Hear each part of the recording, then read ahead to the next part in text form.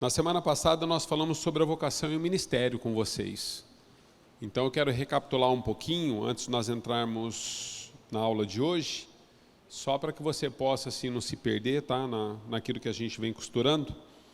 Então na aula passada, vai estar na apostila aí, tá? Na aula passada nós falamos de um aspecto da vida cristã que acontece em qualquer posição do ministério na igreja.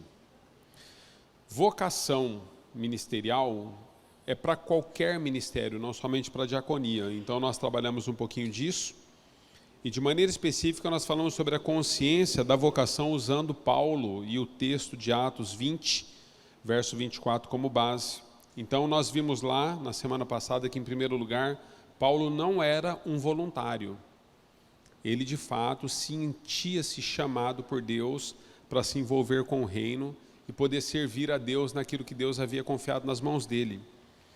Depois nós vimos em segundo que ele se abnegou de muitas coisas das quais ele poderia, mas em favor, se entregando à igreja e ao chamado, ele se absteve de muitas coisas, muito embora lhe eram lícitas, mas ele que chegou à compreensão que nem tudo convinha. Então, esse foi um outro aspecto. E por último, nós vimos a respeito da sua trajetória envolvida por uma completa paixão pelas coisas de Deus. Paulo era apaixonado por aquilo que Deus havia confiado nas suas mãos.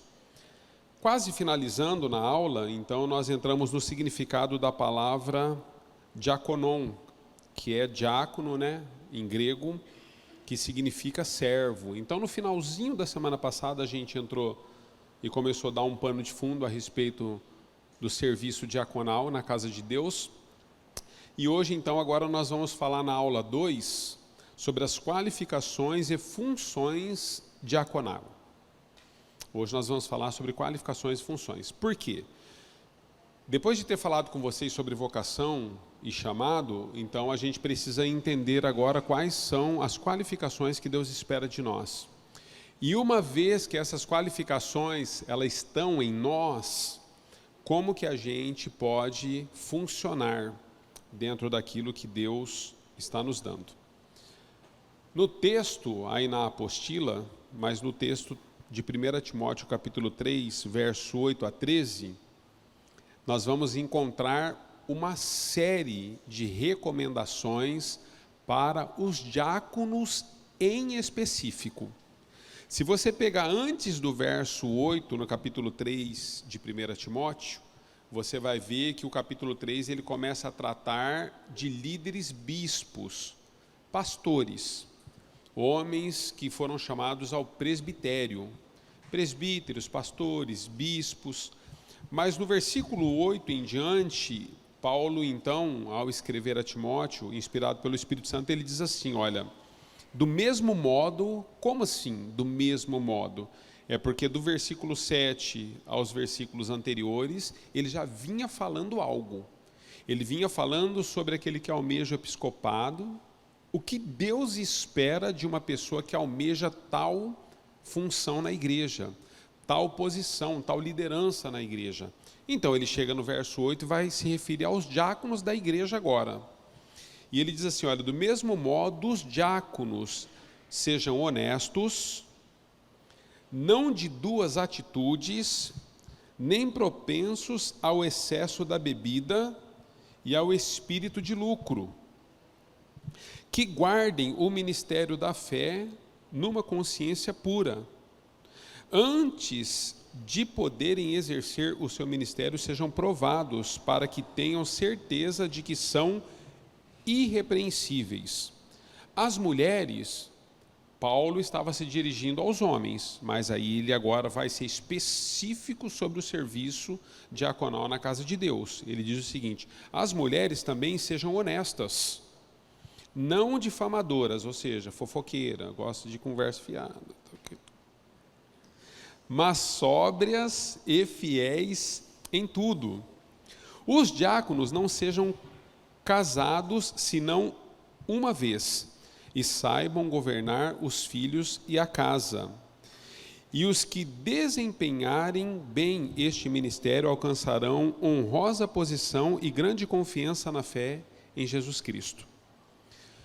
Bom, queridos, aqui quando Paulo, então, agora inspirado pelo Espírito de Deus, ele vai ser específico com os diáconos, ele fala de qualificações que Deus nos deixou como um legado e que Deus espera de cada um de nós, se nós vamos funcionar nesse ministério. No que diz respeito às qualificações para que uma pessoa seja separada para o ministério diaconal, o próprio texto trata de todas as qualificações necessárias e da aprovação do Senhor sobre a sua igreja, em relação a elas, ok? Logo, as qualificações do ministério são, então, tirado aí desse texto que nós lemos, eu peguei só as palavras das quais Deus deseja nos qualificar, ok? Pastor, nós temos todas essas qualidades? Não, nós estamos num processo sendo trabalhados. Mas as qualidades que Deus espera de nós, então, agora sintetizada é honestidade, que nós sejamos de uma só atitude, ou seja a palavra do cristão, do diácono, do obreiro, sim, sim, não, não. O que passar disso provém do maligno, não provém de Deus. Obreiros, amados, na casa de Deus, eles não podem ter duplo sentido na expressão de vida cristã. Então nós precisamos ser de uma só atitude.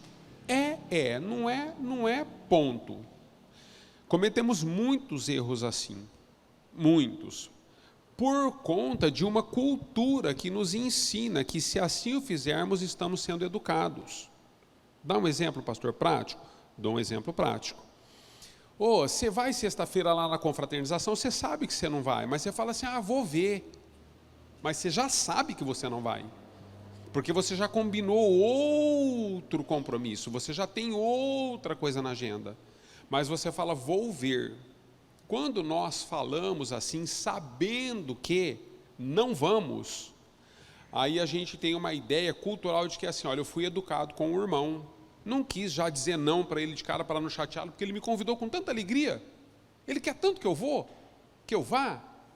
Então, para não deixar ele triste, mas aí depois a gente não vai.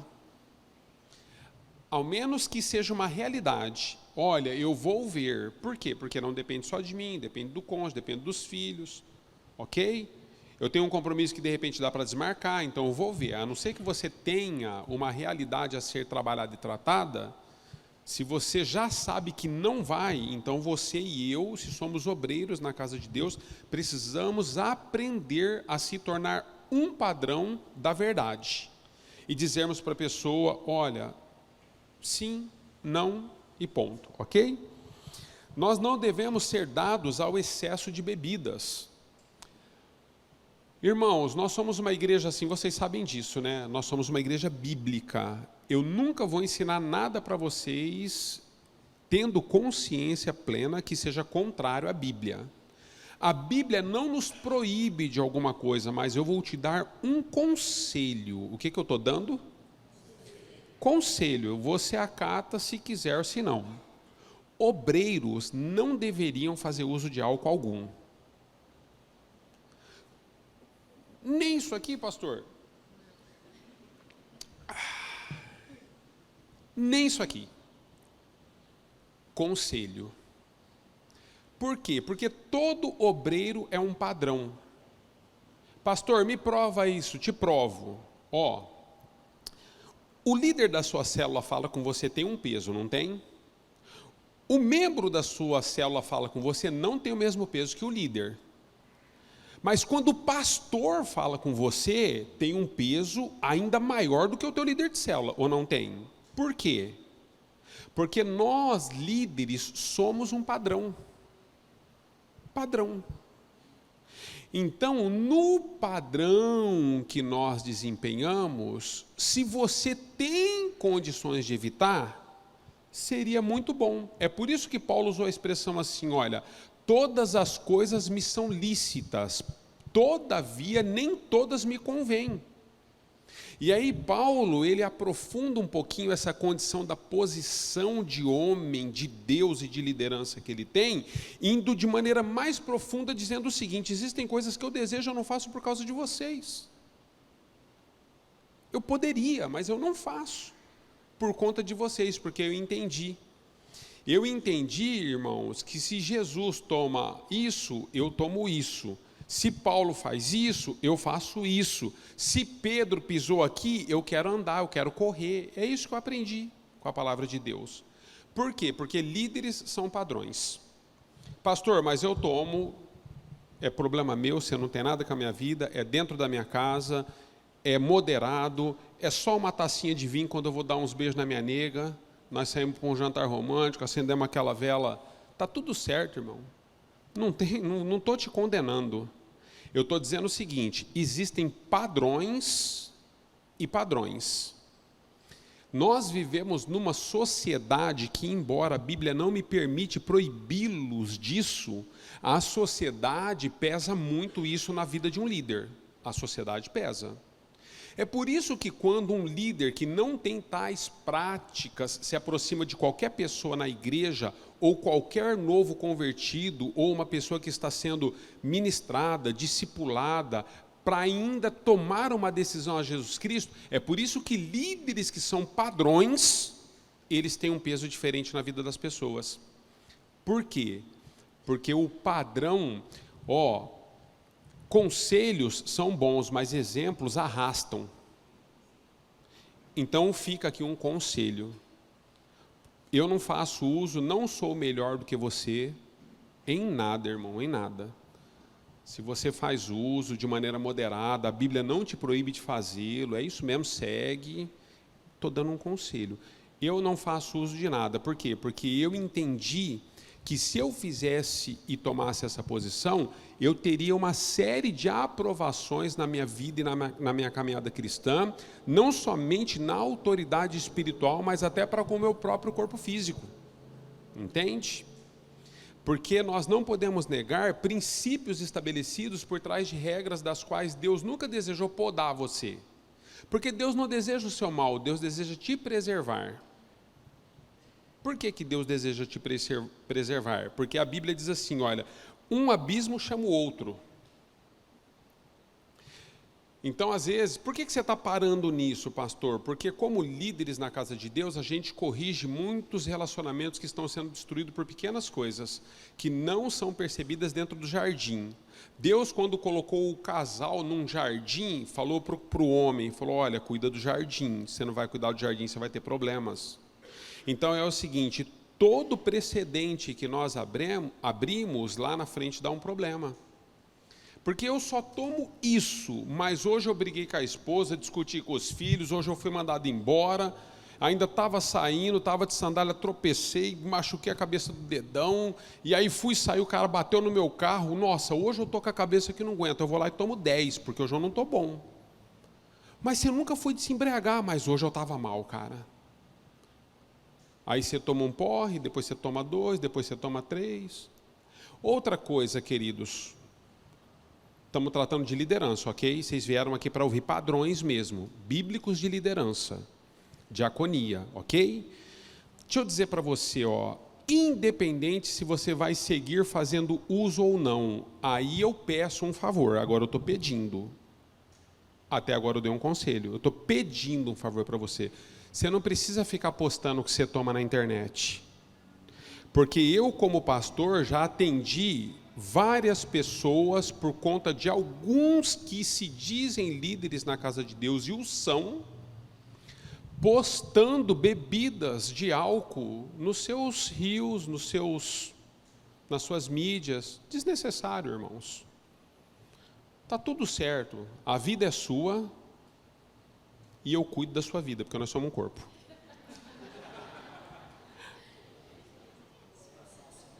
Porque nós somos levantados e chamados a cuidar da vida um do outro. Não somos? A Bíblia diz assim, olha, uns pelos outros, a gente tem que cuidar um do outro. Faça para o seu irmão o que você quer que faça para você, não faça para o seu irmão. Então eu cuido da sua vida mesmo, você cuida da minha e está tudo certo. Porque isso é o corpo de Cristo. Então se você faz uso, eu o respeito. Nunca vou virar a cara, está tudo certo. Aliás, às vezes eu saio com alguns irmãos, eu sei que os irmãos fazem o uso lá de um, né?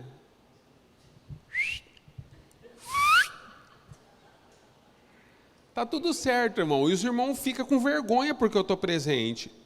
Mas eu me faço algumas perguntas. Vê se elas são lógicas ou o pastor está ficando doido. Você toma só uma latinha, você não se embriaga.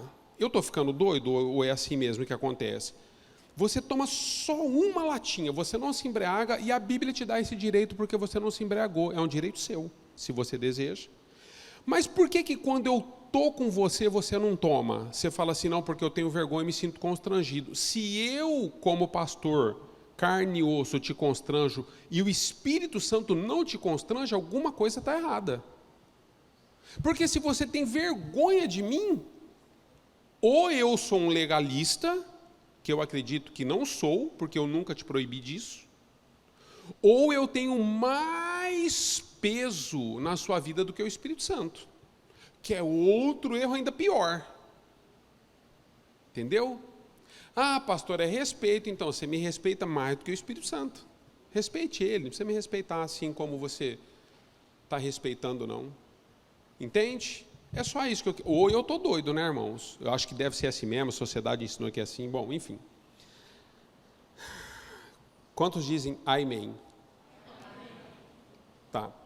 Sem lucros desonestos é uma outra situação. Pastor, eu posso fazer alguma coisa e cobrar bem pelo que eu faço? Pode.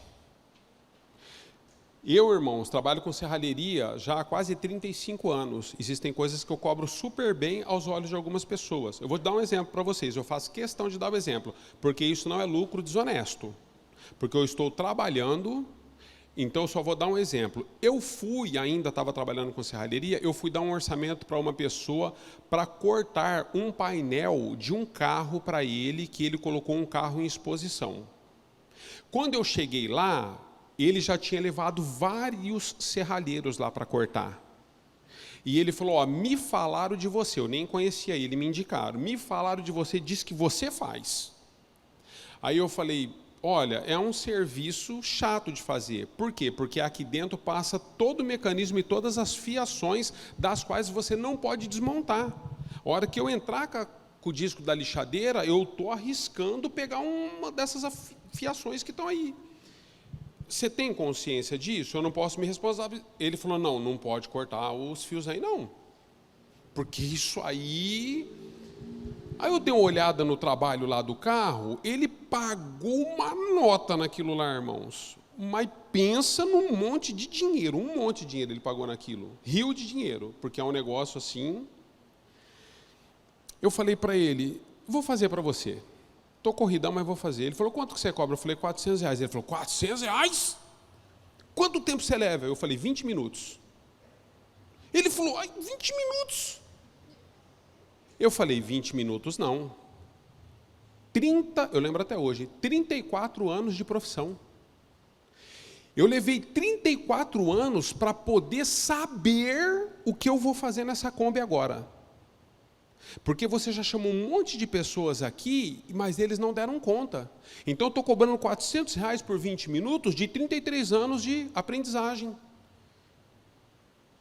Pode fazer, mandou fazer na hora.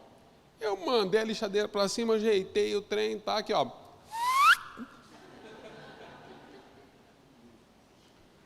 Pastor, o senhor não foi desonesto? Não, não fui desonesto, queridos. Eu coloquei 33 anos, 34 anos de experiências que eu tenho nas costas para poder executar uma função que outros não executam. O que a Bíblia está dizendo de lucro desonesto? Não é se você ganha 100% em cima de uma peça, 200%, 300%. A questão é o seguinte, eu tenho essa peça aqui, lá na minha empresa, ela vale no mercado R$200. Só que, no estado de São Paulo, ela é a última peça. E ela pode ser útil para mim. Quanto você quer? Cara, é R$600. É a última.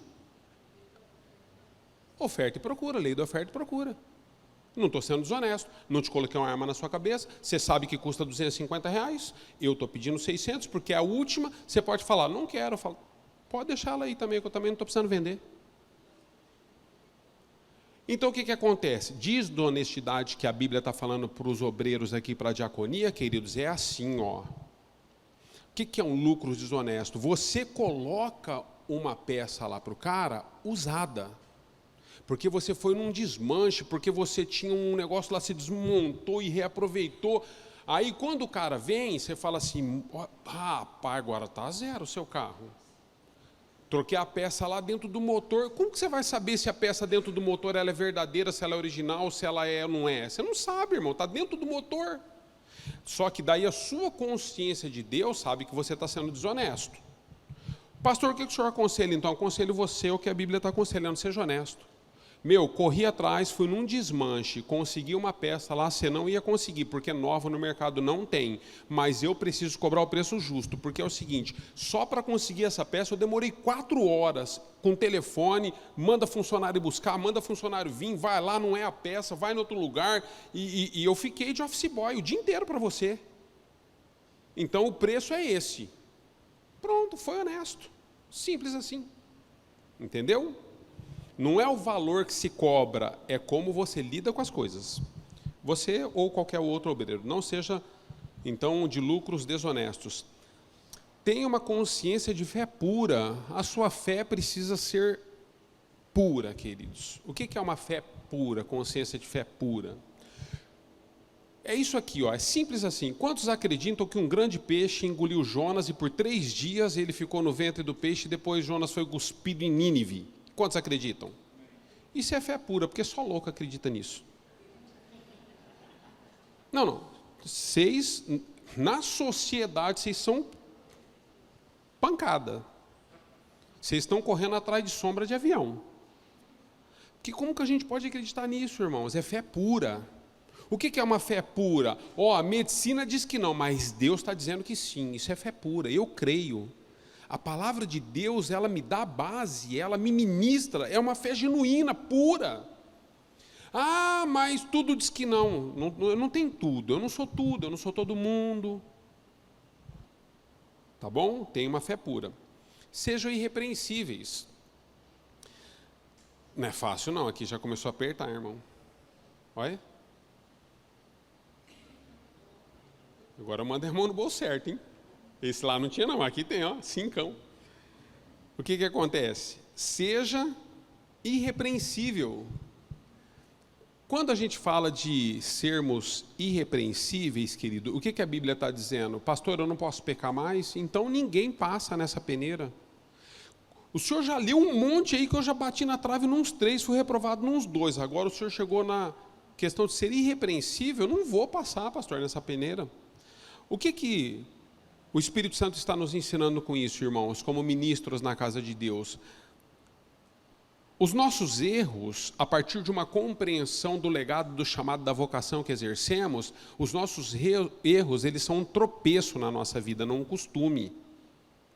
O que é ser uma pessoa irrepreensível? É entender que quando você tropeça, você tem um crédito. Porque todo mundo está vendo que você é uma pessoa que de fato se entregou à verdadeira vontade de Deus e você está num processo de santificação, mas tropeçou.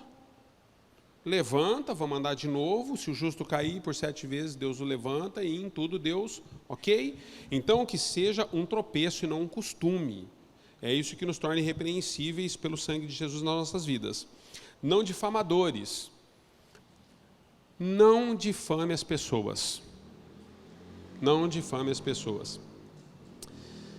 Eu, às vezes, percebo assim, a gente pega algumas coisas isoladas e, como líderes, nós somos um padrão. E quando nós pegamos alguns contextos da nossa sociedade isolados, ou até mesmo dentro da igreja isolados, e trabalhamos com um contexto isolado, a gente monta um cenário para quem está ouvindo o todo. Mas nós estamos pegando só parte do acontecimento. Isso acontece muito com a gente que fala nas mídias. A gente fala nas mídias, irmãos, enquanto vocês estão sentados, eu vou fazer uso da fala quase 1 hora e pouco. A probabilidade de eu usar uma frase invertida, um negócio errado, sem intenção no coração, é grande da gente errar.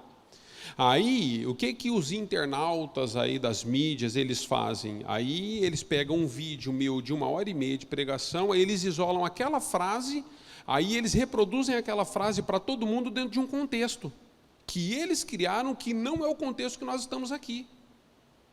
Porque aqui nós estamos trabalhando a fé cristã no exercício diaconal na vida daqueles que creram e foram chamados.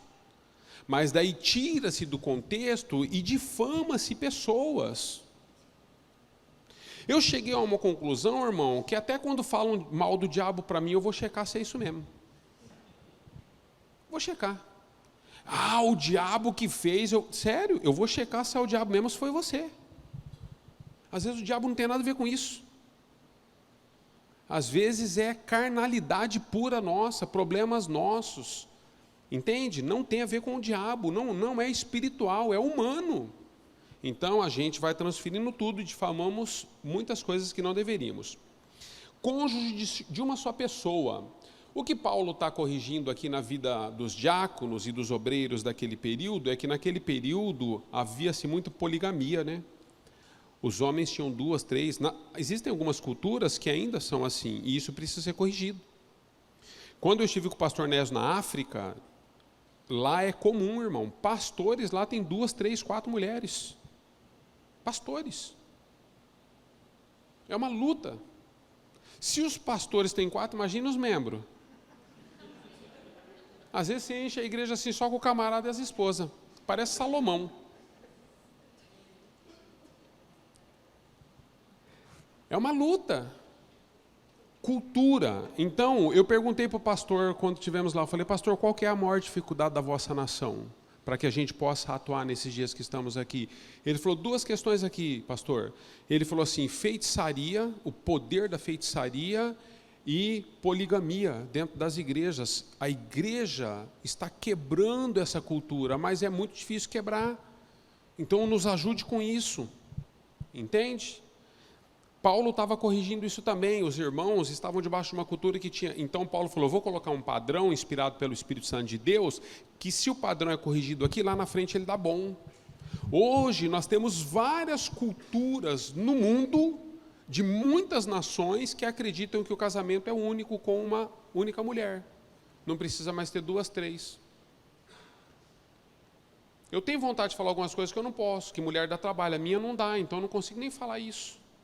Porque às vezes a gente fala assim, mulher dá trabalho mesmo, tem que trocar, né? Mas a minha não dá, tadinha, eu não consigo nem usar essa frase. Porque a Giovana é uma bênção na minha vida. Então, deixa eu dizer para vocês, quando Paulo está falando, seja marido de uma só mulher, você precisa entender o que Paulo está dizendo, inspirado pelo Espírito Santo, irmão. Ele não está dizendo, seja marido da sua primeira mulher. Porque às vezes a pessoa chega na igreja, ela está no 2º casamento. Você já pensou se o Fábio Júnior chegar aqui hoje, o que eu falo para ele? Ele está no 9º casamento. Eu falo para ele aqui, você não serve, irmão, você está no 9º. O que Paulo está dizendo? Seja marido de uma única mulher. Se você chegou com essa aí, é essa. Eu não quero saber se ela é a 5ª, se ela é a 6ª, se ela é a 7ª, se ela é a 8ª. O que você fez para trás, irmão? Você se converteu, Deus está trabalhando na sua vida, trouxe arrependimento na sua vida, hoje essa é a sua esposa, agora você vai ser marido só dela. Enquanto vocês viverem, você vai honrar a aliança que você tem com essa mulher. Se você cometeu erros no passado, você deixa os erros do passado, conserta o que precisa ser consertado, mas agora, essa é a sua mulher.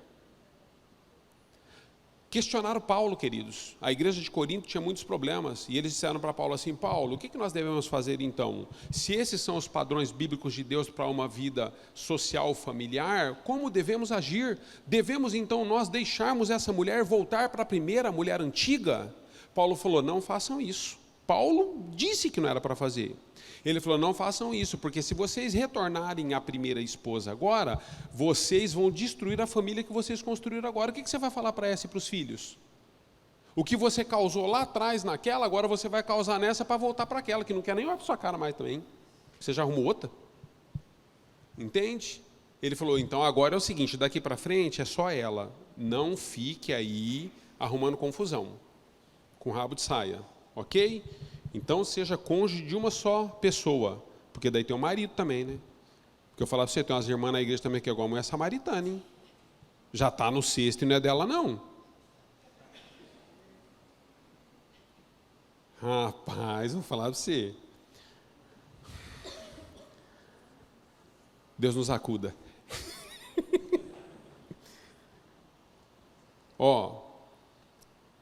Deus espera também dos obreiros, dos diáconos, que eles sejam bíblicos no governo da sua casa e no trabalho com seus filhos. Simples assim, são essas recomendações. Você poderia falar, pastor, daqui a pouco eu vou ter que me tornar um anjo para poder servir na igreja, que só se virar anjo para tudo isso aí acontecer. Não precisa virar anjo, queridos. Paulo não era, Timóteo não era, Filemão não era, Tito não era, esses caras não eram anjos. Estevão não era anjo. Você vai ver Nicanor, os 12 diáconos que foram levantados, eles não eram anjos, eles eram homens. Aliás, Jesus, sendo Deus, deixou a sua forma de glória, sendo Deus, e encarnou para se tornar homem como um de nós. E foi fiel à palavra de Deus até a morte de cruz. Não precisa ser anjo. O que nós precisamos? Entender o processo da santificação nas nossas vidas. Que todas essas recomendações, instruções para uma boa liderança no serviço diaconal, ela é um processo que nós estamos vivendo pela santificação. Então tem áreas que você já vai ter 10 joinha e tem áreas que você vai ter 4, 5 de nota. Mas o desejo do coração de Deus é que nós possamos evoluir. Aqui eu acredito na teoria da evolução. Porque a teoria da evolução ela é uma realidade na nossa vida. Porque a gente vai evoluindo em conhecimento, em compaixão, em sabedoria, em intimidade com Deus, a gente evolui. Agora, dizer que eu vim do macaco só porque eu sou negão, aí é duro, né, irmão? Apesar que de vez em quando eu olho para aqueles meninos lá, eu sou meio parecido mesmo.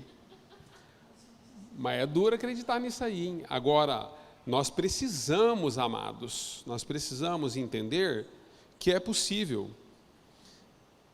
Na apostila está assim, todos os nossos precursores, ou seja, aqueles que abriram um caminho antes de nós, ao abrirem o caminho, tinham as suas imperfeições, mas nunca perderam de vistas as suas entregas e submissão ao Senhor em meia obra. Qual que é o conselho que o Senhor nos dá, pastor? Eu dou um conselho para você, não perca de vista a obra de Deus a ser concretizada em você e através de você.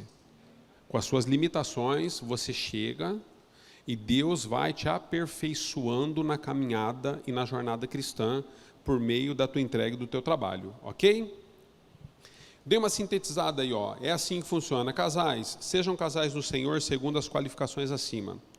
Jovens, sejam puros e imaculados diante de Deus, se tornando irrepreensíveis. Por que eu coloquei jovens? Porque atualmente nas igrejas existem diáconos e diaconisas dos ministérios de jovens.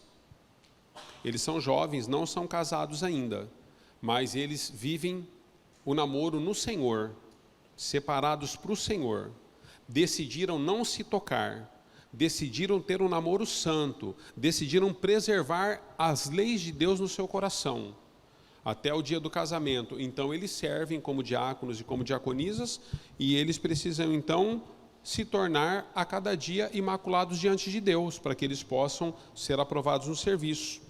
Pais, a ordem para os pais é: ordenem bem os seus filhos e os dirijam à luz da palavra, sem os afastarem dos caminhos do Senhor. Sabia que pais afastam filhos dos caminhos do Senhor?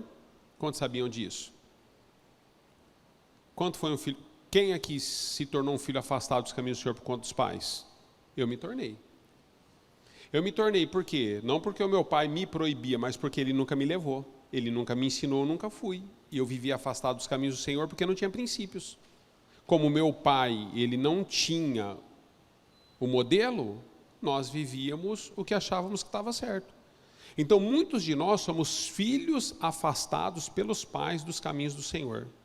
Viemos a conhecer o caminho depois de adultos, de jovens, porque os nossos pais não nos deram uma diretriz do caminho que deveríamos andar. Muitos de nós, amados, ok? Filhos, honrem os seus pais como a palavra nos exorta e ensina. Profissionais, sejam zelosos e muito cuidado com os lucros honestos. Aos que se sentem livres, que o sejam no Senhor e não escandalizem o seu nome, abusando da liberdade que receberam. Cuidado com os excessos de bebidas. Não pisem naquele que os libertou, voltando à escravidão desses atos. Ok? Enfim. Qualificações, né? Enfim, verso 13 diz assim: e os que desempenharem bem este ministério alcançarão honrosa posição e grande confiança na fé em Jesus Cristo. Essas qualificações, queridos, se elas começarem a permear a sua vida e a minha vida, a nos tornarmos um padrão. Eu olho por isso aqui, nós estamos deu 69 pessoas. 69 pessoas aqui no curso. Vou dizer algo para você. Se uma pessoa, irmão, quando é incendiada, se torna um padrão, muda uma nação, imagine 69 pessoas incendiados. Se Deus de fato nos incendiar, entendendo o que nós estamos fazendo, nós podemos transformar Presidente Prudente. Eu estou com uma palavra no meu coração, dada pelo Espírito de Deus, através da boca de um pastor que teve aqui esses dias. Teve coisas que nós aprovamos, tem coisas que nós não aprovamos, nas ministrações que a gente ouve, porque às vezes são pastores convidados, tem às vezes uma linha um pouquinho diferente, mas as coisas que são de Deus eu pego. E ele olhou para mim e disse assim, pastor, você não seja pastor só dessa comunidade, seja pastor da cidade. Eu creio nisso. Recebi, escrevi, agasalhei no meu espírito, tenho dobrado meu joelho e tenho dito para o Senhor, Senhor, se é para mim ser pastor da cidade, me dê os caminhos. Deus está me dando uma série de estratégias para a cidade, para Presidente Prudente. Porque eu acredito, irmãos, que nós carregamos algo. E eu carrego aquilo que a cidade precisa. Não por soberba, porque você também carrega. Você carrega o que a cidade precisa. Você e eu só precisamos nos tornar um padrão. Porque são os padrões do governo de Deus nas nossas vidas que nos colocam nos lugares que devemos estar. E diaconia é isso, a gente vai entender agora. Porque se nós vamos ser aprovados e benquistos por Jesus por conta desses padrões de qualificação, vamos entender as funções agora. Está qualificado? Entendeu as qualificações? Tem coisa que você precisa melhorar? Lógico que tem. Eu tenho, está tudo certo. Mas entendemos. Então vamos falar das funções agora. Está aí na apostila, tópico 2, funções de um diácono, ou de uma diaconisa. Atos capítulo 6, verso 3 e 4. Diz assim, irmãos, diz assim. Portanto, irmãos, escolhei dentre vós 7 homens de boa reputação, cheios do Espírito Santo e de sabedoria, aos quais encarregaremos este ofício. Nós atenderemos sem cessar à oração e ao ministério da palavra. Eu quero tocar em alguns pontos com você aqui, eu acredito que vai ser de muita maturidade para nós, os pontos que eu vou tocar com vocês. Nós temos um costume de, demonizar algumas coisas, e o mesmo costume de beatificar, santificar outras, canonizar outras. Nós temos essa cultura que ainda nos é impregnado nas nossas ações. A questão da separação dos diáconos em Atos 6 se dá por conta de uma situação específica e de tão atual como em nossos dias. Vamos entender o que é. A igreja primitiva estava lidando e vivenciando uma questão de preconceito com os estrangeiros. Quando Deus separa diáconos em Atos capítulo 6, havia um preconceito com os estrangeiros naquele período, queridos. Não é muito diferente dos nossos dias. Quantos preconceitos nós não temos com pessoas aí fora? Eu e você somos lotados e carregados de preconceitos, porque nós temos um padrão do qual, dentro das nossas percepções de visão, nós entendemos quem é santo, quem é profano, quem pode, quem não pode, quem é legal, quem é ruim, quem é bom, quem é mau. Nós entendemos isso. Quem é preto, quem é branco, quem é rico, quem é pobre. A gente faz essas associações por aquilo que nós enxergamos, ouvimos, percebe? Por aquilo que nos relacionamos. A igreja estava tendo um problema de desprezo com os estrangeiros, porque os estrangeiros, eles estavam sendo expurgados pela igreja. não mais assistidos da maneira que deveria pela igreja. E por conta disso, então, os diáconos são levantados. Isso ainda acontece de maneira bastante relevante em nossos dias. A questão é que naquele período a igreja vinha crescendo de maneira absurda e muitos viam ela como modelo a ser seguido. A igreja começou a ter um problema, queridos. A igreja havia se tornado um padrão em Atos capítulo 2. Atos capítulo 2, a igreja crescia e dia a dia Deus ia acrescentando na igreja aqueles que iam sendo salvos. Por quê? Porque a igreja estava num modelo e num padrão de cair na graça daqueles que estavam lá fora, por conta da sua posição e por conta da sua fé em Cristo Jesus. Só que é assim, quando o amor de Deus sai para fora das portas, ele bate na porta de qualquer um. Apocalipse capítulo 3, eis que estou à porta e bato. Se você ouvir a voz, então existem pessoas lá fora que já são igreja, só não se converteram ainda, mas já são igreja. Na perspectiva bíblica teológica do Senhor, essas pessoas já são igreja, mas elas ainda não foram alcançadas pelo Evangelho. Mas é a questão assim, da gota d'água cair para a terra molhar. Deus está preparando todas as coisas. O que acontece, queridos? Quando a salvação ela passa a sair para fora das portas da igreja, porque agora Deus começou, através do mover do seu Espírito, a alcançar multidões, e a igreja se tornou um padrão, nós estamos com um problema na igreja. Qual que é o problema? Avisa para os apóstolos o problema que nós estamos enfrentando. Qual que é? Olha, as viúvas gregas estão reclamando de não estarem sendo assistidas porque elas são estrangeiras. E elas não estão sendo assistidas. E a gente não pode, nesse momento que a igreja está vivenciando uma grande explosão de crescimento e de avivamento do Espírito Santo nela, permitir que algo assim pare e trave o processo do avivamento. Porque isso aqui ia ser um escândalo para a igreja. É uma igreja que ia cair no conceito das pessoas lá fora, olha, prega, mas não vive o que prega. Então muitas pessoas estavam se dobrando ao Evangelho de Jesus Cristo, mas iam dizer, eu não quero isso aí, porque aqui fora vocês nem dão paz do Senhor para a gente, lá dentro da igreja vocês acham que nós somos tudo irmão, vocês não cuidam da gente aqui, me encontrou no mercado, não me cumprimentou, está vendo? Só na igreja, bicho é metido mesmo. Já ouviu frases assim? De pessoas que falam que quando encontra lá fora nem parece que é irmão, porque irmão é só dentro da igreja? É o problema que a igreja está enfrentando, irmão, nós não podemos ser ingênuos. Então, nesse momento, permitir esse tipo de pecado, de acepção de pessoas e descaso dentro da igreja, era algo inaceitável diante dos olhos de Deus. No Antigo Testamento, eu quero explicar algumas coisas para vocês. No Antigo Testamento, nesse momento da história da igreja, existiam 4 tipos de etnias. Grupos considerados minorias de qualquer pessoa e qualquer pessoa temente a Deus jamais poderia se esquecer desses grupos. Quais são os 4 grupos? A viúva, o órfão, o estrangeiro e o miserável. Esses 4 grupos, amados, no Antigo Testamento, eles eram muito conhecidos. E todos aqueles que eram miseráveis eram considerados os pobres dos pobres mesmo. Esses grupos, na verdade, eles eram assistidos por aqueles que tinham condições de assisti-los. E você vai entender o porquê. Porque no período da época da igreja primitiva, na cultura judaica principalmente, todas as mulheres, ou a maioria das mulheres trabalhavam. A maioria delas trabalhavam. Só que nenhuma mulher tinha direito à remuneração. Não tinha as leis que temos hoje. E na cultura que nós estamos hoje.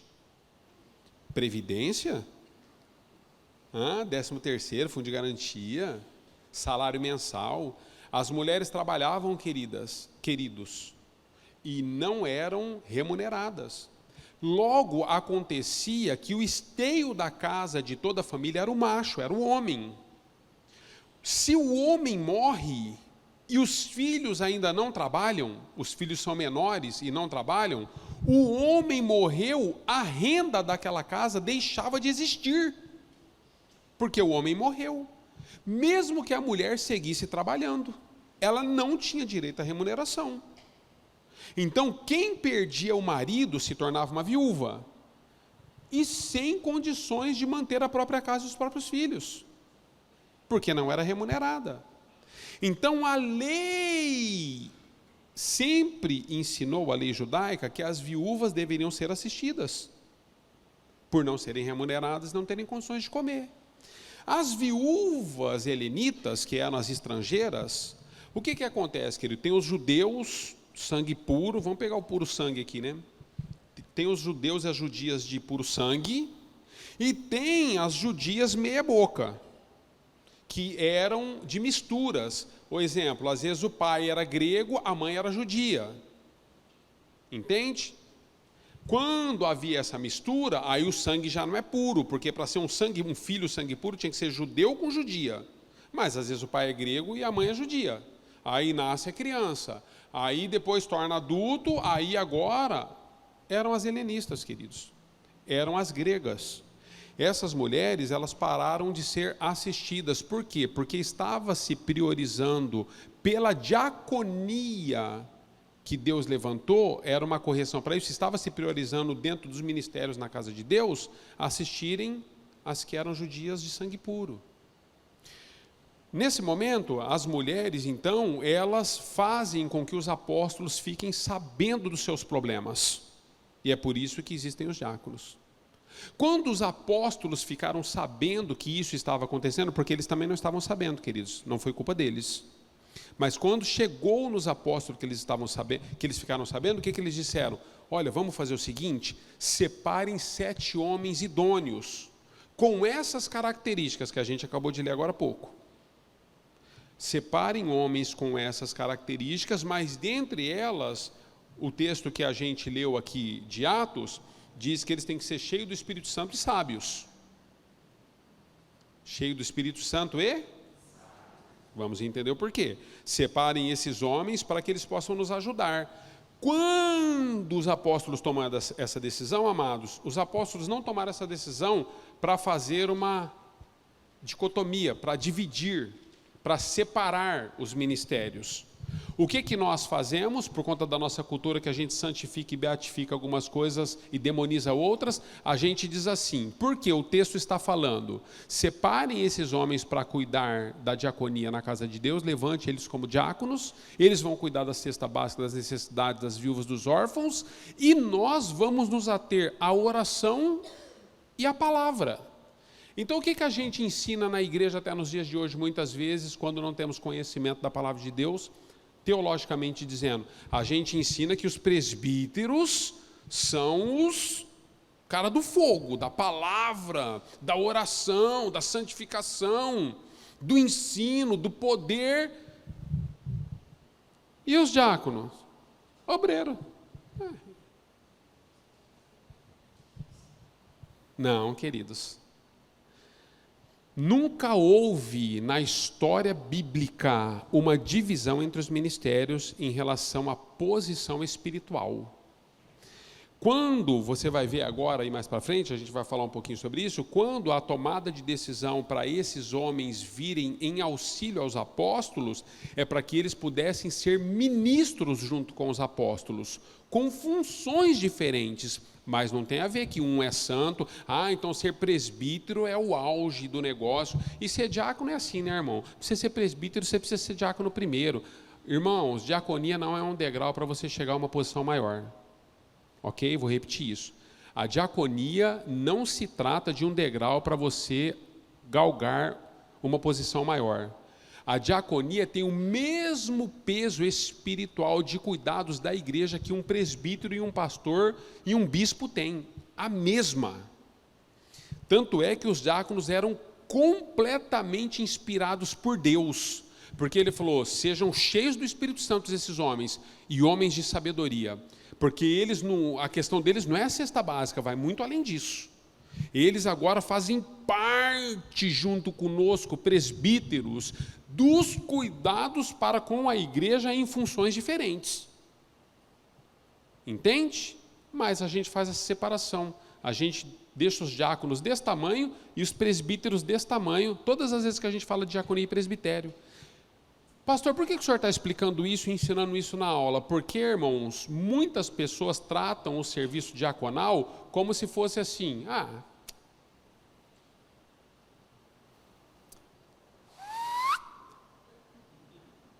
Não é, queridos. A mesma unção, a mesma graça, a mesma autoridade, o mesmo poder que eu tenho como pastor quando eu estou ministrando aqui, você tem quando você está na porta, quando você está no estacionamento, quando você está servindo uma cesta básica a uma pessoa que precisa, quando você vai fazer visita a um doente. Os diáconos aqui assistiam as viúvas, eles iam na casa das pessoas enfermas, viúvas e crianças enfermos, eles iam lá assisti-las, levava ceia, ministrava ceia para elas. Ministrava a ceia do Senhor para elas. Por quê? Porque é a mesma graça, a mesma unção, o mesmo poder. Nós estamos, para o acontecimento do culto e da igreja de maneira orgânica e geral, exercendo funções diferentes. Enquanto você está fazendo uma parte, eu estou fazendo outra, o presbítero ali está fazendo outra, o louvor está fazendo outra, o kids está fazendo outra. Mas diaconia, queridos, ela está conectada ao presbitério.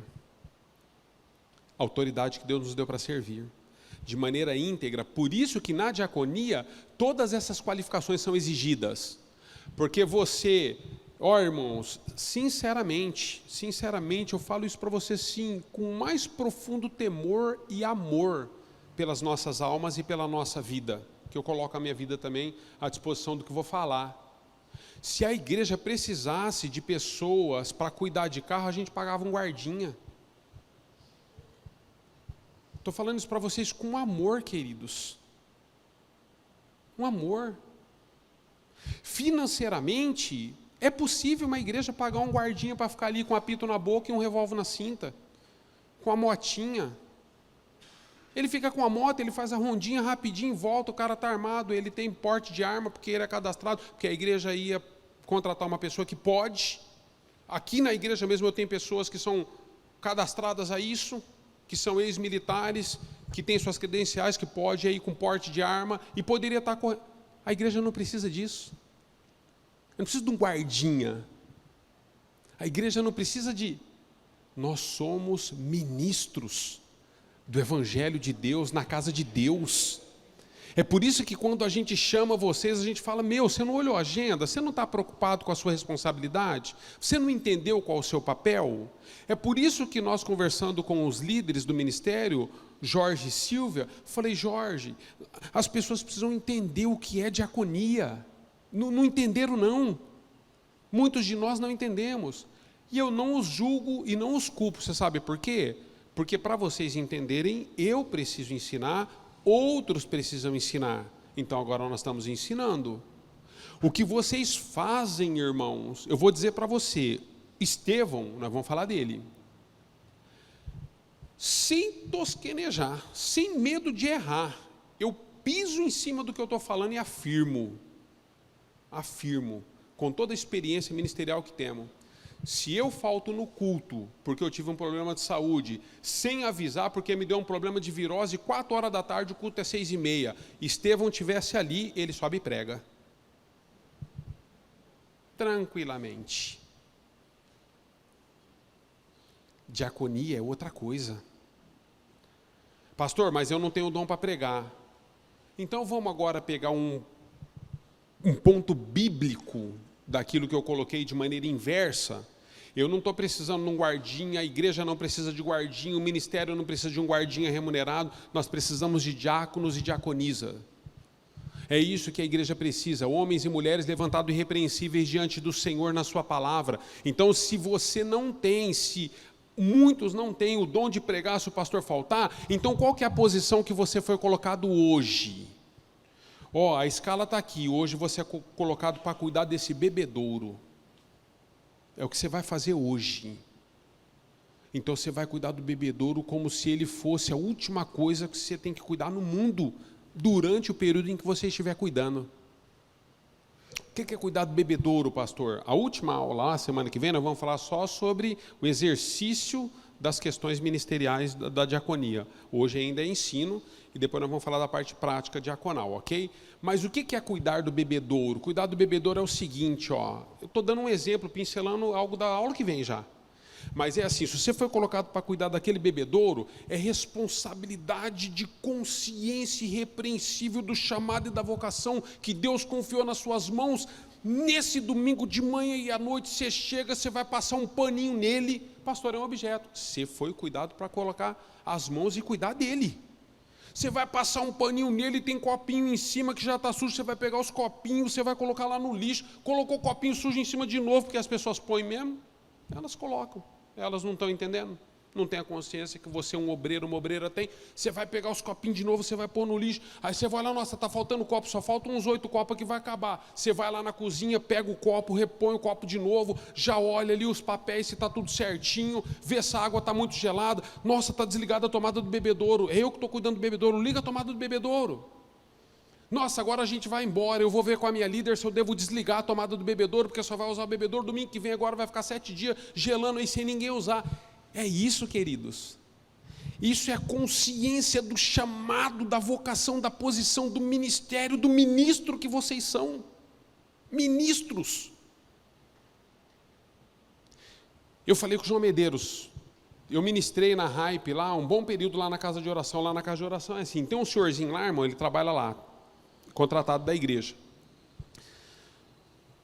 Eu estou ministrando aqui, tal, aí eu deixava o microfone aqui, eu ia ali fazer alguma coisinha, eu voltava, ele passava um pano com álcool no microfone, entregava para mim de novo. Aí eu saía, dava o microfone para ele, o João ia pegar o microfone, passava um paninho com álcool, entregava o microfone para o João. Aí não sei o que, tal, vai subir o rapaz para fazer o dízimo e oferta, ele, paninho com álcool, entregava o microfone para o rapaz da oferta. Aí o rapaz da oferta devolve o microfone, paninho com álcool, entregava para mim. Eu fiquei encantado com aquilo. Eu falei, que zelo. Que ofício. Cuidando do microfone. Que zelo. Sabe por quê, irmão? Bactéria. Posso pegar um Covid, uma dengue, um sei lá como é que pega esses negócios tudo, uma virose, a diarreia, pode pegar. Todo mundo com a boca aqui, fala 5 caras no mesmo dia no microfone, bafo. Que eu vou ser sincero para você, Deus sabe disso, já falei com o João, tem dia que eu pego o microfone, eu tenho vontade de falar pelas costas dele. Tanto bafo que está isso aqui. Aí eu falei, nós vamos melhorar, né, João? Ele falou, pastor, já comprou essa capinha aqui, ó, já colocou, agora ele troca a capinha. Eu vou falar uma capinha, depois ele troca lá, que o outro cara vai falar outra capinha, essa espuminha aqui. Ó, não está com bafo mais. Esse microfone estava quase mandando ele para ver um dentista, ver que ele estava com mau hálito. Vocês estão entendendo? Zelo. Ministério, zelo. Zelo. Simples coisas. As irmãs estavam sendo esquecidas e ninguém atentava para isso. Por que ninguém atentava? Porque as pessoas que foram colocadas para cuidar delas, agora, com o crescimento da igreja, avolumou muito sobre as costas deles as responsabilidades, que eram os presbíteros, e eles chegaram à conclusão, a gente não consegue sozinhos. Então eu louvo a Deus, irmãos, porque nós temos hoje aqui 69, acho que agora está 71, chegou 2 ali meio de última hora, 71 pessoas nós temos aqui hoje, eu louvo a Deus. Estou entregando os irmãos não, tá mais chegar atrasado mesmo. Tem que entregar também, picareta. Eu louvo a Deus porque olha o tamanho desse time. Isso aqui era para ser um luxo. De tudo, impecável, porque nós somos zelosos, um povo que zela, que entendeu que é um ministério, que é uma vocação, que é um chamado. Então, irmãos, não existe mais espiritual, menos espiritual, está na sua apostila, você vai ler em casa, não tem uma diferença entre presbíteros e diáconos, não tem, só funções de exercícios ministeriais específicas. Mas ambos são santos e santificados aos olhos de Deus e aos olhos da igreja. Diz assim, ó, vamos entrar no grego um pouquinho para mim tentar impressionar vocês de coisas que eu não sei. Eles tinham plena convicção de que ele está falando dos apóstolos, tá bom? Ó, vou voltar um parágrafo. Os apóstolos, ao instruírem os diáconos, não tinham essa visão separativa, como se atribui em nossos dias a respeito do ofício prestado por cada um. Eles quem? Os apóstolos, eles tinham plena convicção de que eles foram levantados para o querigma. Sabe o que é querigma, queridos? A palavra querigma é uma palavra grega, ela é traduzida como proclamação e anúncio de algo. No caso deles, como eram ministros na casa de Deus, proclamação e anúncio do evangelho. Os apóstolos tinham o ofício do querigma. Logo, os diáconos também tinham plena convicção do propósito pelo qual Deus os levantou, que é o ministério de ajudante, servo. Diaconon está escrito em grego aí. Diaconon significa diácono, significa ministro. Servo significa ajudante. Essa palavra no grego traduzida, queridos, ela é traduzida para ajudante. Ajudante de quem? Dos apóstolos. É servo, ministro. Você também é um ministro, uma ministra de Deus, ok? Então, o aspecto surpreendente é o seguinte, queridos. Quando a igreja chegou nesse momento, a igreja deu uma travada. Deixa eu dizer algo para você de estatística, tá bom? Quando a gente estuda sobre igreja. Quando uma igreja, qualquer lugar que seja, tá, queridos? Quando uma igreja, ela ocupa 80% do espaço de acomodação, ela para de crescer. O crescimento dela diminui de maneira bruta. Por quê? Porque é o seguinte, estrangula, ela não tem para onde crescer, aí ela começa a diminuir. Não que ela não siga crescendo, mas assim, ela vinha crescendo 70 por 1, 80 por 1, 75 por 1. Quando ela chega com 80% da sua ocupação de local, ok? De espaço físico, de 80% que ela estava crescendo em velocidade, 75%, 70%, ela passa a crescer agora 45%, 50%, ela continua crescendo. Aí, quando ela atinge o limite, ela cai num crescimento de 30%. Ou seja, uma igreja que estava crescendo a 80% por 1, agora ela está crescendo a 30%, 25% por 1. Nossa, pastor, começou a falar de crescimento, o senhor está parecendo aquele pastor da prosperidade. Não estou dizendo isso. Eu estou querendo dizer para você o seguinte, eu trouxe esse dado para você entender algo. Se nós começamos a estrangular em espaço físico, a diaconia tem um papel importante nisso agora.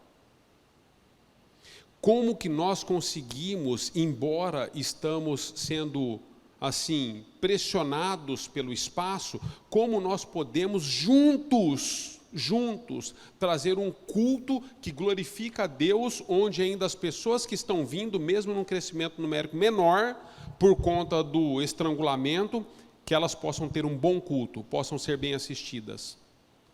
Eu tenho um monte de detalhes, queridos, a gente percebe, eu estou pregando. Eu vou dizer para você, amo criança, queridos, amo crianças, não vejo a hora de ser avô, sério, não vejo a hora de ser avô. Eu e a Giovana estamos orando já, e não é de hoje. Amo, mas eu queria que você entendesse o seguinte, às vezes, nós precisamos compreender a nossa posição espiritual no processo do todo. Embora eu ame crianças, às vezes eu estou pregando, ou o Murilo está pregando, e daí tem uma mãe com uma criancinha, ela está visitando a igreja, ou está com alguma dificuldade na cadeira aquele dia, ou a criança está dispersa, ou a criança entrou assim em crise, a criança desorganizou. E é normal, queridos, chora, está tudo certo. Está tudo certo, mas às vezes é assim, a mãe não tem a percepção, não porque não quer, às vezes não tem mesmo, é a maneira como cria. Vou te dar um exemplo, nós temos aqui professoras de escola, professora, quem mais? Lecionou, professora de escola é assim, olha lá. O que acontece, queridos? Professora de escola, professores, pessoas acadêmicas com infantil, tem 40 crianças fazendo barulho, chorando, gritando, tal, e elas estão assim em Nárnia, está em paz, queridos. Elas conseguem lidar com isso. No culto, às vezes existem pessoas, aí uma criança começa a chorar, aí ela chora 20 minutos gritando de maneira ininterrupta. Não tem um diácono ou uma diaconisa para dizer assim: mamãe, está tudo bem? Precisa de auxílio? Quer que eu segure ela um pouquinho? Ela vem comigo? Ou ela estranha pessoas que não são do convívio? Eu queria que você não perdesse a atenção do culto, eu quero te auxiliar. Você continua no culto, nós vamos assistir a sua criança. Porque às vezes está com desconforto, alguma coisa, precisa de um trocador, precisa de... Às vezes está com dor, mamãe. Senta do ladinho, conversa com a educação. Mas esse é o papel de um diácono, de uma diaconisa. Pastor, eu tenho vergonha. Pois é, irmãos. Eu também tenho. É sério. Tem muitas coisas que eu tenho vergonha. Aliás, irmãos, parece que eu sou uma pessoa assim, né? Quem convive comigo sabe, eu sou super tímido. Não parece, não é verdade? Mas eu sou super tímido. Você nunca vai me ver pedindo nada a ninguém. É muito difícil. Não é por orgulho, né, Selma? Mas é por timidez. Eu tenho vergonha de pedir as coisas. Eu tenho timidez mesmo. Então, eu sou tímido em muitas áreas da minha vida. Mas mesmo com timidez, eu venço obstáculos, porque Deus me dá graça. Entende? Então não é orgulho, é timidez. Então tem pessoas que são tímidas. Eu respeito essas, não tem problema. Então onde o senhor quer chegar, pastor? Eu quero chegar ao seguinte: dentro do grupo que está atuando no domingo, a gente precisa sempre definir 1, 2, 3 que tem essa graça. E sabendo que eles dentro do grupo, com 10 pessoas que estão servindo, 2 têm essa graça, o que eu faço de maneira inteligente? Esse é o tipo de irmã que eu nunca vou colocar longe, ela vai ficar sempre por aqui nas minhas escalas, porque ela precisa estar no salão. Esse é o tipo de irmão, porque às vezes tem irmão que é jeitoso com criança, rapaz, impressionante. As crianças não vão com as mulheres, mas o irmão tem um jeito mesmo. Nasceu para isso, é um dom. Então esse cara eu não coloco ele no estacionamento, irmãos. Eu não ponho, porque eu sei que ele é a pessoa que, se der um problema desse, ele tem que estar aqui. Ele tem que estar aqui. Ah, mas o cara, eu preciso de no estacionamento. Coloca a irmã lá no estacionamento e deixa o cara aqui. Vocês riram? Sério? Nunca viu mulher de colete aí? Rapaz, ontem eu fui tratar umas coisas com o presbítero ali, nós fomos almoçar junto, o Renatão até foi junto, até falei pro Renatão, né? Aí nós fomos rapidinho comer um negocinho em frente olha eu saindo do assunto, mas tem a ver. Em frente como é que chama lá? Mufatinho? Em frente ao Mufatinho, loja americana lá, Mufatinho. Nós estamos comendo ali, aí parou um baúzão lá, irmão, um caminhão baú. Rasbiu a porta traseira assim, os carrinhos, daqueles carrinhos de macho. 2 mulheres, mas bateram uma carga do caminhão até no tampo, assim, pensa num caminhão enorme, a mulherada com a caixa aqui, e põe no carrinho e tal, e de coletinho, couro e choque. Então, assim, se um dia uma irmã tiver que ficar no estacionamento aqui, por uma situação necessária, tudo certo, irmã. Você é uma diaconisa, está servindo. Porque é assim, vivemos hoje num momento onde fala muito sobre feminilidade, né? Ou masculinidade. Ou nós precisamos ser coiguais, né? A gente precisa, a mulherada, né? A gente precisa atingir, porque não é só os homens, a gente tem igualdade. É igualdade, irmã, é isso mesmo, igualdade. Estacionamento. Fica lá um pouquinho e está tudo certo, estamos servindo. Pastor, o senhor pensa assim? Eu não sou machista, queridos. Eu sou bíblico, eu penso assim. Nossa, pastor, eu esperava outra coisa do senhor. Pois é, primeiro desencanto comigo, se já não teve outro. E vai se acostumando. Porque eu penso que quando servos, nós servimos na necessidade. Sabe lá no Brumadinho, quando arrebentou tudo lá, se você soubesse o que houve de mulher que foi mergulhar no meio daquela lama lá, irmãos? Mulher. Hoje eu conversei com os líderes aí, no finalzinho agora, eu vou finalizar e vou dar um pano de fundo. Conversei com os líderes, conversei com o Edgar, conversei com o Adriano, houve umas ideias aí para a gente poder fazer uma ação, e aqui não tem mulher, não tem homem, judeu, grego, não tem. Rico, pobre, aqui tem cristão. Nós vamos fazer agora juntos e vai começar pela diaconia dessa casa. Quantos podem dizer amém? Amém. É isso que eu gosto, é dizer amém sem saber o que é que eu vou propor ainda. O que nós vamos fazer? Vamos fazer uma ação contra a dengue. Sem ser sábado agora, no outro sábado, multirão aqui, sábado de manhã, para todos que podem. Seja a sua palavra se ensina ou não. Se você pode, não adianta falar que você não pode, porque o anjo está escrevendo, está vendo? Tem um anjo lá que anota, quando pode, diz que não pode, tal. Nós vamos fazer uma ação aqui, vamos sair, depois nós vamos explicar isso aí. Mas por que eu estou dizendo isso? Porque aqui não tem homem e mulher, nós vamos sair aqui em volta, ó, Anita Tiese, Rota do Sol, e nós vamos pegar essa rua aqui, ó, e vai fazer esses terrenos. Já estou explicando, né? Você quer deixar para o fim? Diaconia, queridos, vai entendendo. O Edgar vai nos... Porque o Edgar trabalha lá na SUSEM, a Silvia também trabalha lá na SUSEM. O Edgar já viu todos os materiais informativos que nós vamos deixar nas caixas de correio, entregar para os moradores que a gente encontra nas calçadas lá. A gente vai colocar todo o material, né, impresso nas mãos deles para prevenção.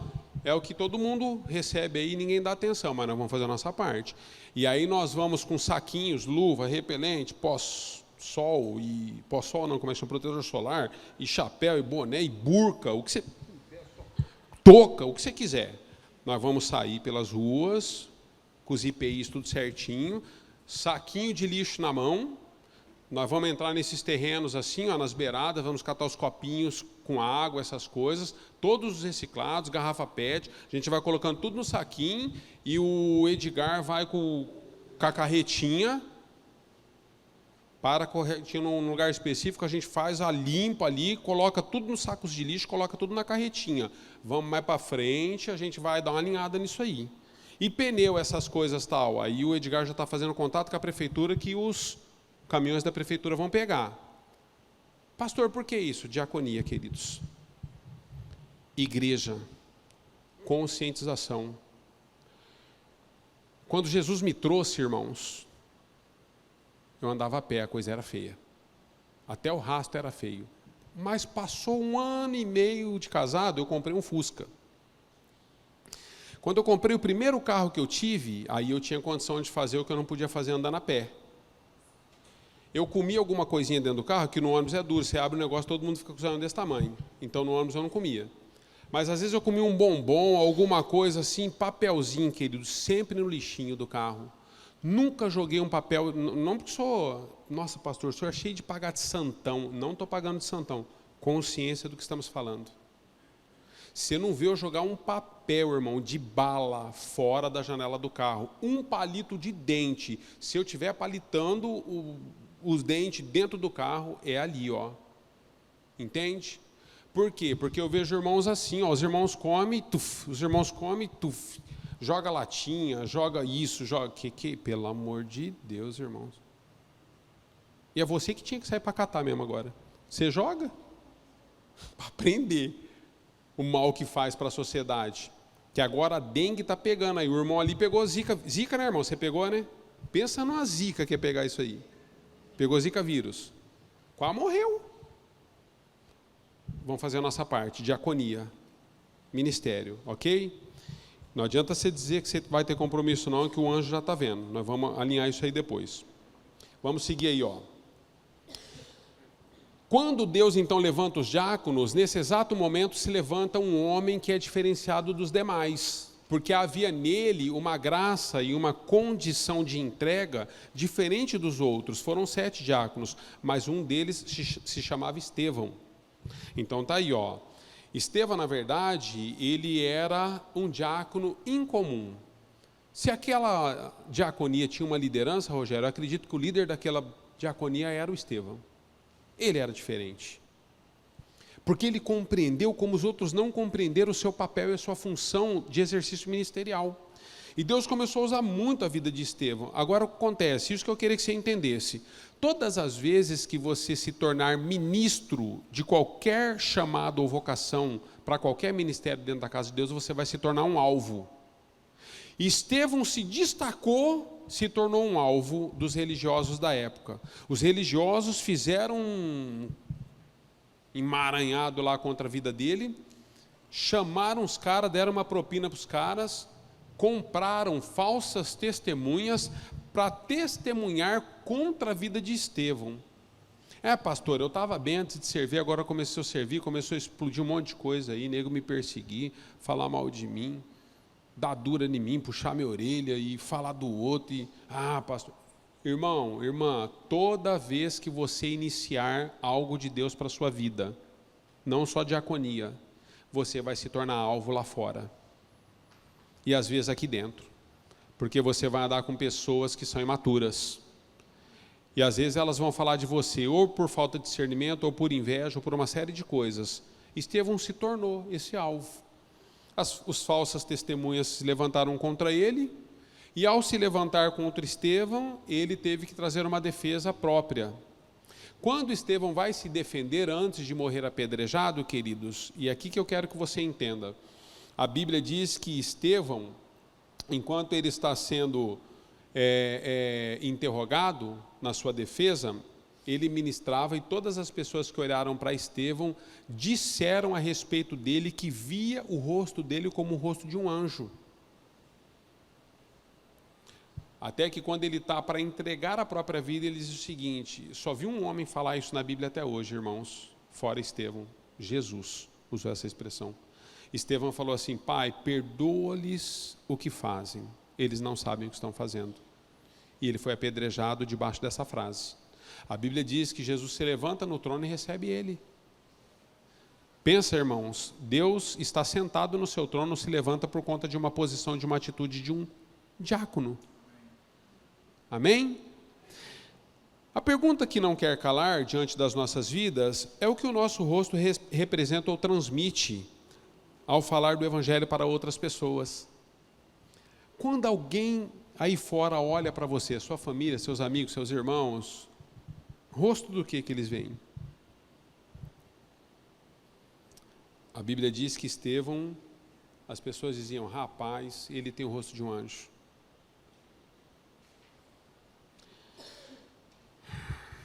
Para finalizar, Atos 6:3. Portanto, irmãos, escolhei dentre vós 7 homens de boa reputação, cheios do Espírito Santo e de sabedoria, aos quais encarregaremos eles deste ofício. Deixa eu dizer para você, olha, quando Deus dá a instrução, diz para que esses homens fossem cheios do Espírito Santo e cheios de sabedoria.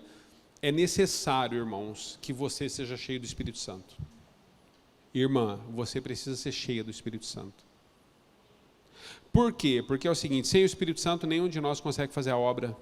Pastor, o senhor está falando aqui de orar em línguas? Não, estou falando de ser cheio do Espírito Santo. Você pode ser cheio do Espírito Santo e não orar em línguas. Não estou falando do dom de orar em línguas, eu estou falando de ser cheio do Espírito Santo e cheia do Espírito Santo. Porque algumas pessoas atribuem, por conta de uma conexão que fazem gramaticalmente dizendo, que eles dizem o seguinte, olha, o orar em línguas é uma evidência do que o Espírito Santo está em você. Então ele diz o seguinte, para você ser cheio do Espírito Santo, você tem que estar orando em línguas. Não tem nada a ver, irmãos. Eu posso ser cheio do Espírito Santo e não orar em línguas. Porque o Espírito Santo me habita e está fluindo em e através da minha vida todos os dias, pela graça e pela misericórdia do Senhor. Ok? Então a comunidade tem isso muito bem claro. Se você aprendeu diferente lá fora, bem-vindo à comunidade. Ele diz, vocês precisam ser cheios do Espírito Santo. Por quê? Porque é o Espírito Santo quem vai fazer com que o ministério que foi confiado de diaconia nas mãos de vocês, como diácono e diaconisa, não levem vocês ao engano. Porque é o Espírito Santo que nos dá discernimento de todas as coisas, é Ele que nos revela aquilo que precisa. Então, amados, haverá muitos momentos que você vai precisar ter discernimento daquilo que você está lidando como diácono. Nós temos que fazer a ressalva aqui novamente para você, que esses diáconos estavam lidando com a pobreza daquelas 4 etnias. A viúva, o órfão, o miserável. Eles estavam lidando com essas coisas. E eles iam tratar com essas pessoas e eles precisavam de discernimento do Espírito Santo. Por quê? Porque, na verdade, quando a gente vai tratar de um auxílio à pobreza, por exemplo, de um auxílio a uma necessidade de alguém, nós não temos toda a história da pessoa. A gente precisa ouvir o que ela tem para dizer. Agora, existe uma diferença, amados, entre eu ouvir e acreditar e eu ouvir e discernir. Porque nem tudo que me falam é verdade. principalmente quando a pessoa tem uma posição de autocomiseração e sempre se coloca numa posição de vitimização. Ó, irmãos, existe vítima, diáconos, prestem atenção nisso. A sociedade nos ensina 2 grupos de pessoas, nos ministra 2 grupos de pessoas, vítimas e vitimização. Vítima é quando de fato você foi vítima de algo. Vitimização é por conta de um acontecido, agora você é sempre assim, ó Deus, ó, sabe a autocomiseração que alcança a pessoa porque ela foi vítima um dia, ela não é vítima mais, irmãos. A pessoa foi abusada com 3 anos de idade, mas até hoje ela pede cesta básica por causa disso, ela tem 48.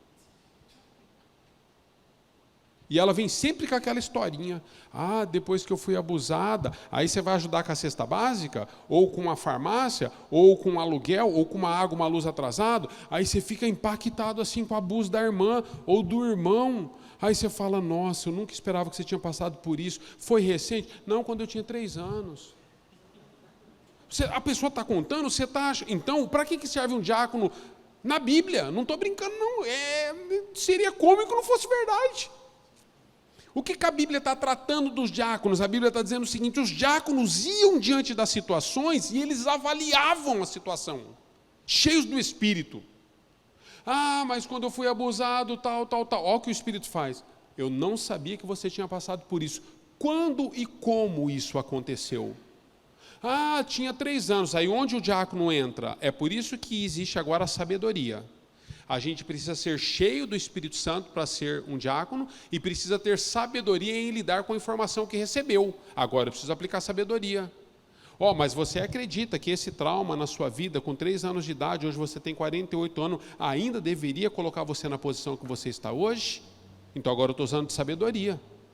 Olha, a igreja não tem problema de assistir você nessa sua necessidade esse mês, mas talvez Deus esteja me trazendo aqui para dizer para você o seguinte, no exercício ministerial que eu tenho, nós podemos ajudar e oferecer a você uma possibilidade de sair dessa condição. Você precisa sair dessa condição. Porque é o jeito que você é bonitão, forte. Tem tudo para dar certo. Sabedoria. Porque senão, irmãos, a gente, ao invés de fazer social na igreja, a gente faz socialismo. Pastor, o senhor tem alguma coisa contra o socialismo? Eu tenho, não contra o socialismo, eu tenho contra parasitas. Porque pessoas parasitas, irmãos, elas precisam de um auxílio, não físico e material, elas precisam de um auxílio de Deus, para sair da condição que elas vivem.